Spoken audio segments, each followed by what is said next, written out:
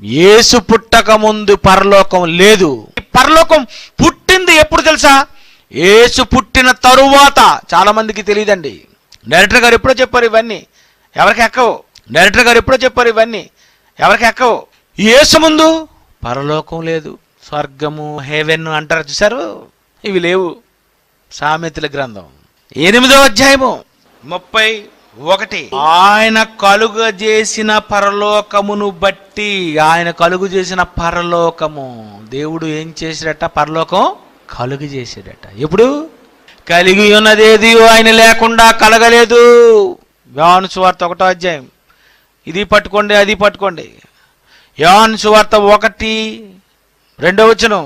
ఆయన ఆదియందు దేవుని యొద్ద ఉండెను, సమస్తమును ఆయన మూలముగా కలిగెను. అవును. కలిగి ఉన్నదేది ఆయన లేకుండా కలగలేదు. కలిగి ఉన్నదేది ఆయన లేకుండా కలగలేదు. యేసు పుట్టక ముందు పరలోకం లేదు. యేసు పుట్టక ముందు పరలోకమే లేదు. ఎప్పుడు పుట్టింది పరలోకం? కలిగి ఉన్నదేది ఆయన లేకుండా కలగలేదు అంటే యేసు పుట్టాలి. అప్పుడు యేసు పుట్టిన తర్వాత దేవుడు ఏం చేశాడట? ఆయన కలుగు చేసిన పరలోకమును బట్టి సంతోషించుచు. పరలోకం చేసేసరికి యేసు ప్రభుకి ఎలా ఉందట? ఆయన కలుగు చేసిన పరలోకమును బట్టి సంతోషించుచు. ఎలా ఉందో చూడండి, లోకం ఎలా ఉందో చూడండి. పరలోకంలోకి వెళ్ళిపోతే ఎలా ఉంటుంది అన్నమాట మనకి? సంతోషం. ఈ లోకంలోనైతే దుఃఖం, బాధ, ఏడుపు, చీ బాలేదు, చీ ఇలా ఉందేటి, ఈ వీధి బాలేదు, మీకు ఏది నచ్చదు కదండి. ఈ లోకంలోకి రాగానే ఏమనిపిస్తుందండి?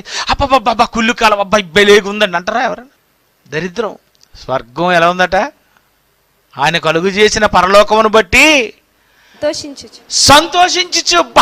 భలే ఉంది బాబు అంటే పరలోకం ఎలా ఉంటుంది తెలుసండి? గొప్ప సంతోషం అండి, భలే ఉంటుంది పరలోకము. కోటాను కోట్ల మంది దేవదూతలు, సైన్యం, సేవకులు. ఎలా ఉందో చెప్పండి.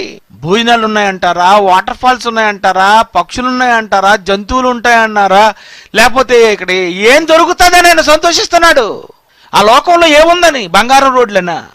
మీరు ఊహించనిది, మీరు ఊహించు వాటన్నిటికంటే అత్యధికముగా పరలోకం దేవుడు చేశాడట. ఆయన కలుగు చేసిన పరలోకమును బట్టి. పరలోకం పుట్టింది ఎప్పుడు తెలుసా? యేసు పుట్టిన తరువాత. చాలా మందికి తెలియదండి. డైరెక్టర్ గారు ఎప్పుడో చెప్పారు ఇవన్నీ, ఎవరికి ఎక్కవు.